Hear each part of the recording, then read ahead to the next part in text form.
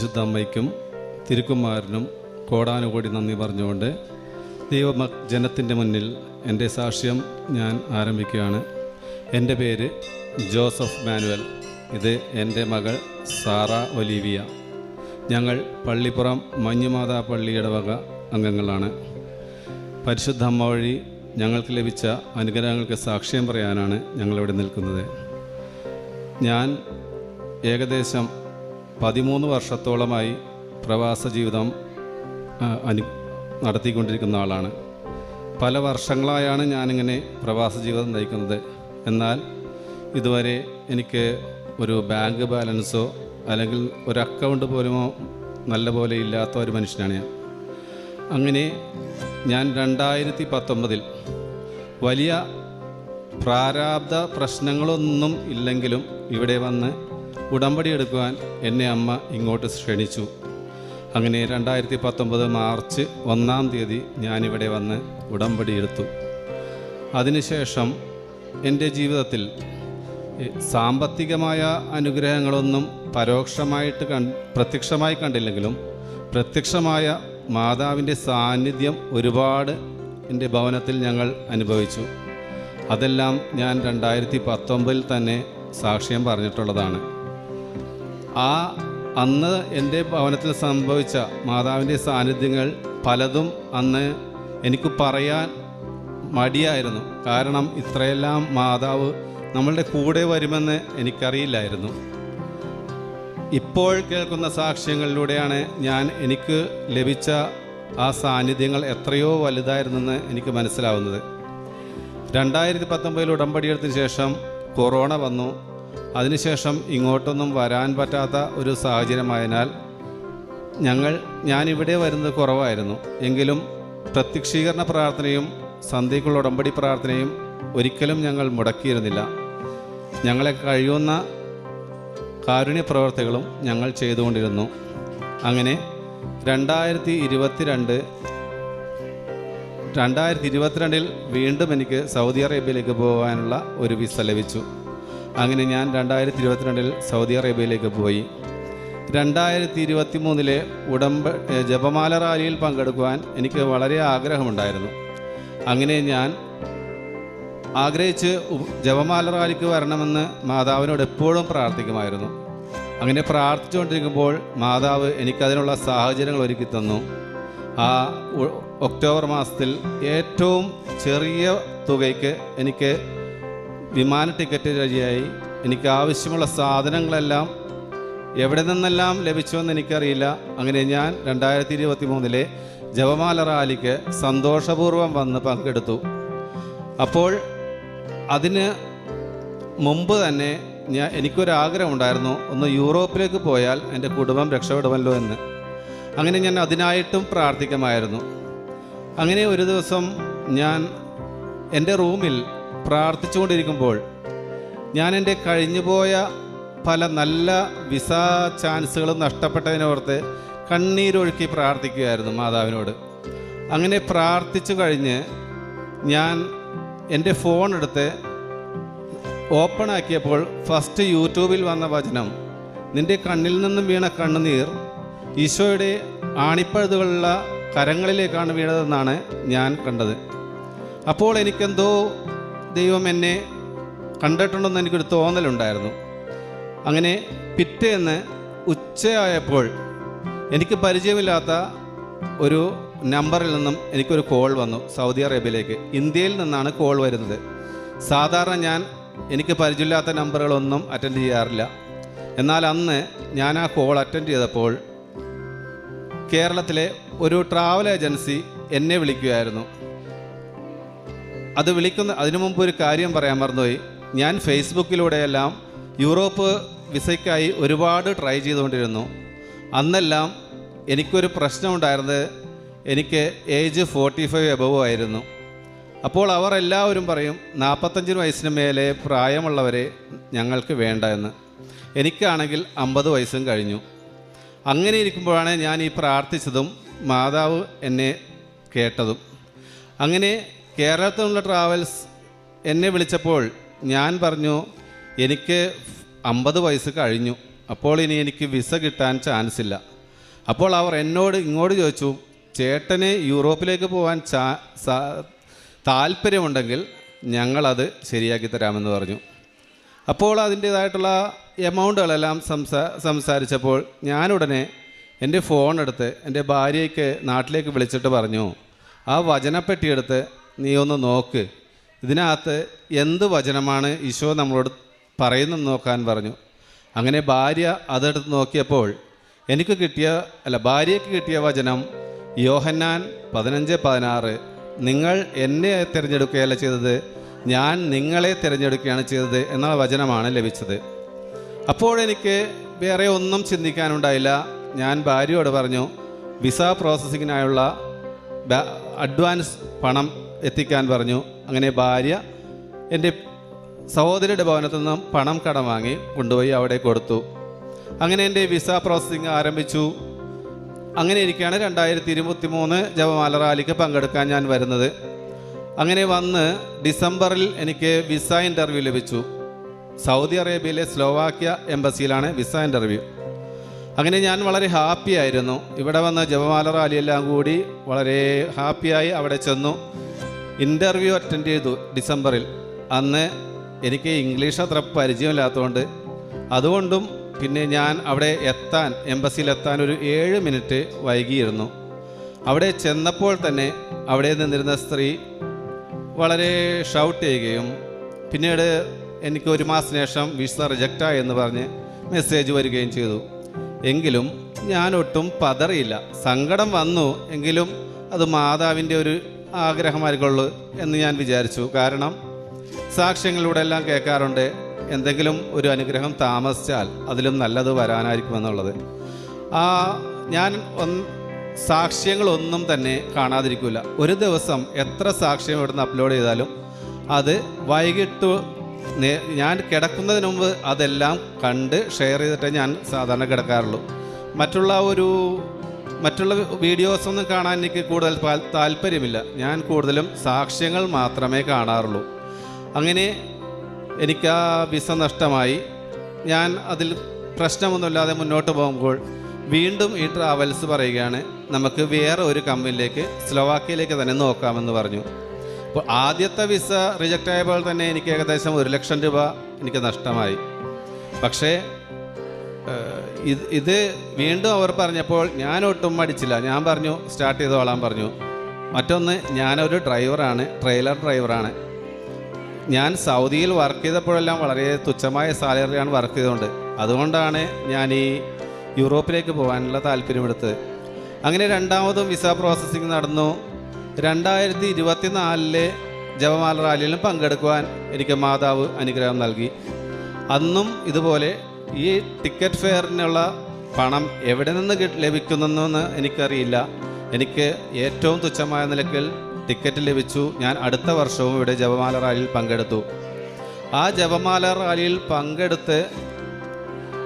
പങ്കെടുത്ത് ഞാൻ തിരിച്ചു പോയപ്പോൾ എനിക്ക് വീണ്ടും അടുത്ത വിസയ്ക്കായി അവർ റെഡിയാക്കി. അവർ പറഞ്ഞു, ഇനി സൗദി അറേബ്യയിലെ എംബസിയിൽ നോക്കണ്ട, നമുക്ക് ഡൽഹിയിൽ നോക്കാമെന്ന് പറഞ്ഞു. അങ്ങനെ കഴിഞ്ഞ ജനുവരി ആയപ്പോഴേക്കും എനിക്ക് മെസ്സേജ് വന്നു, മാർച്ച് 10-ാം തീയതി വിസ ഇൻ്റർവ്യൂ നടത്തണം, ഡൽഹിയിലാണെന്ന് പറഞ്ഞു. അങ്ങനെ ഞാൻ വീണ്ടും അവിടെ നിന്ന് ലീവ് എടുത്ത് ഡൽഹിയിലേക്ക് പോയി. ഡൽഹിയിലേക്ക് പോകാനായി ഞാനിവിടെ വന്ന് ആദ്യം അച്ഛനെ കണ്ട് അനുഗ്രഹം വാങ്ങിക്കണം എന്നുള്ളൊരു ഉദ്ദേശത്തോടെ ഞാനിവിടെ വന്നു. അങ്ങനെ ഞാൻ അന്ന് വന്ന ദിവസം എപ്പോഴും എനിക്കൊരു 7 എന്നുള്ളൊരക്കം എന്നെ ചേസ് ചെയ്യുന്നുണ്ട്. അപ്പോൾ ഇവിടെ വന്ന് എനിക്ക് ടോക്കൺ കിട്ടിയത് 7ാമത്തെ നമ്പർ. അപ്പോൾ ഞാൻ വിചാരിച്ചു, രാവിലെ തന്നെ ഈ ബ്ലെസ്സിങ് വാങ്ങിച്ച് പോകാമെന്ന് വിചാരിച്ച് ഞാനിവിടെ വന്ന് നിന്നു. അന്ന് അച്ഛൻ വന്നത് ഉച്ചയ്ക്ക് 2 മണി കഴിഞ്ഞപ്പോഴായിരുന്നു.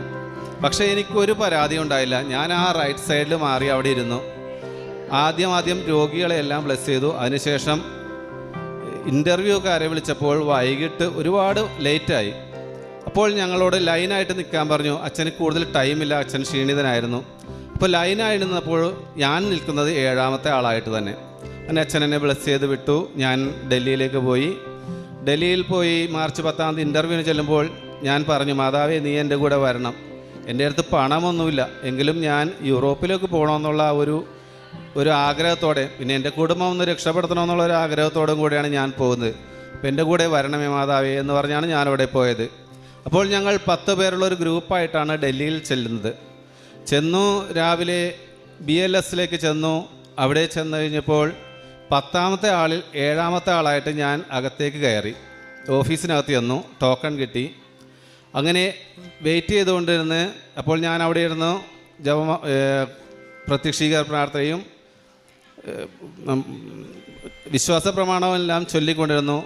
ഉടമ്പടി ഉപ്പ് ആരും ചവിട്ടാത്ത സ്ഥലത്ത് ഇട്ട് ഞാനവിടെ ഇരുന്ന് പ്രാർത്ഥിച്ചു.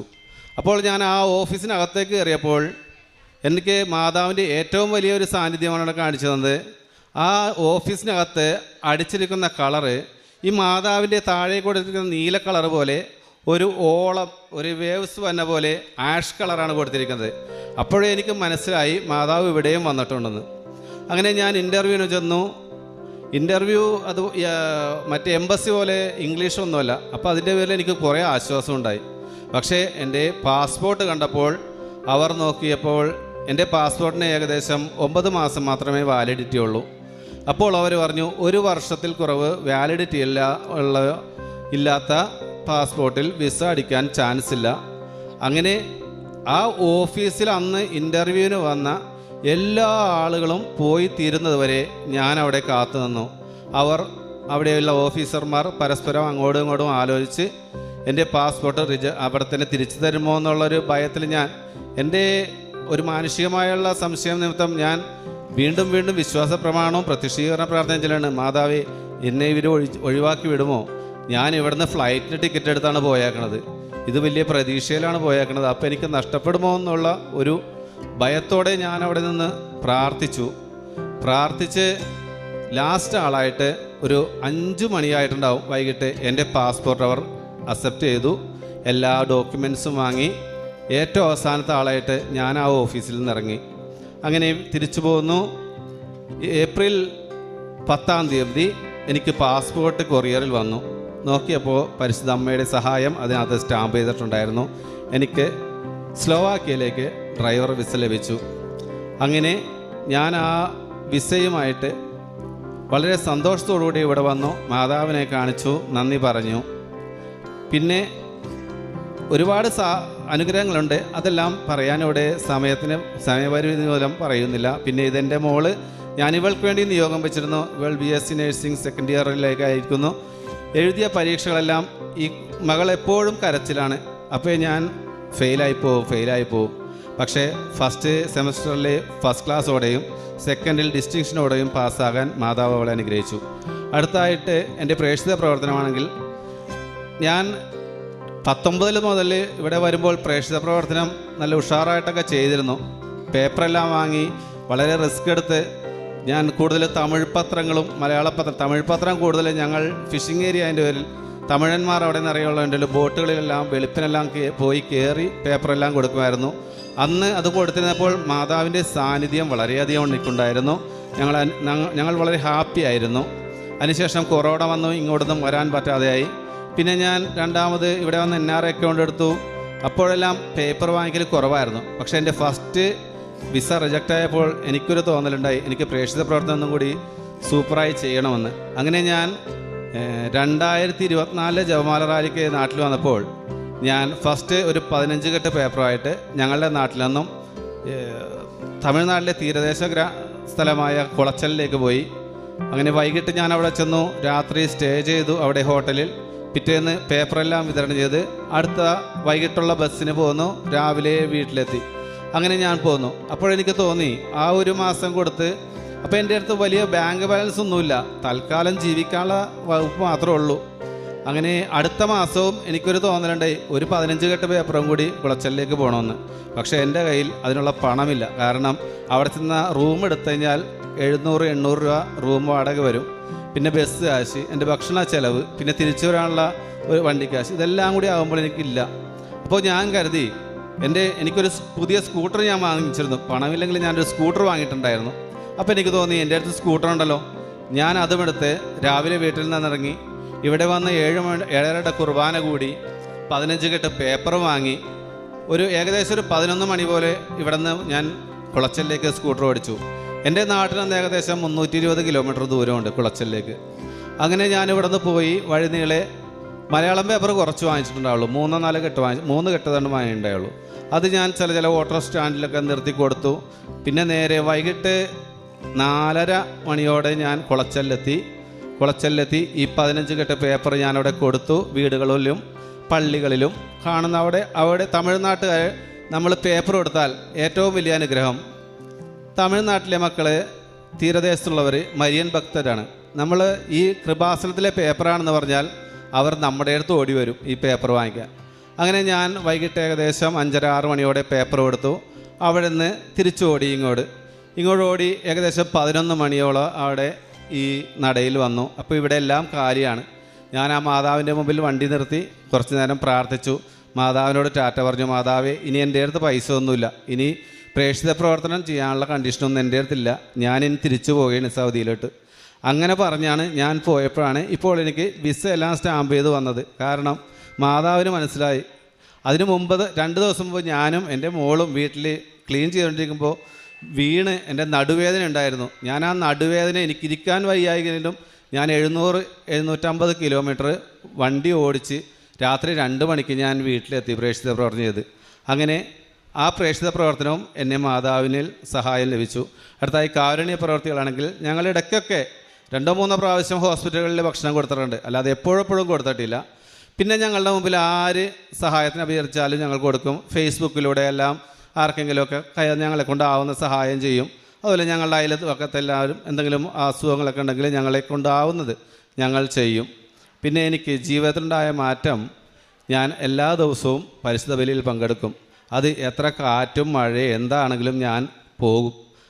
5 മണിക്ക് എഴുന്നേറ്റ് പ്രത്യക്ഷ പ്രാർത്ഥനയും നമ്മുടെ അച്ഛൻ്റെ ഡെയിലി ബ്ലെസ്സിങ്ങും കണ്ടു കഴിഞ്ഞാൽ പിന്നെ എനിക്ക് പള്ളിയിലേക്ക് പോകണം. ഞാൻ അങ്ങനെ പോയി കുർബാന കൂടും, ദിവ്യകാരുണ്യം സ്വീകരിക്കും, 2 ആഴ്ച എത്തുമ്പോൾ കുമ്പസാരിക്കും. അങ്ങനെ ഞങ്ങളുടെ കുടുംബത്തിന് വളരെ സമാധാനമുള്ളൊരു അന്തരീക്ഷത്തിലേക്ക് ഞങ്ങളിപ്പോൾ കടന്നുകൊണ്ടിരിക്കുകയാണ്. മാതാവും ഈശോയും വഴി ഞങ്ങൾക്ക് ലഭിച്ച എല്ലാ നന്മകൾക്കും 1 കോടി നന്ദി അർപ്പിച്ചുകൊണ്ട് ഞാൻ എൻ്റെ വാക്ക് നിർത്തുന്നു.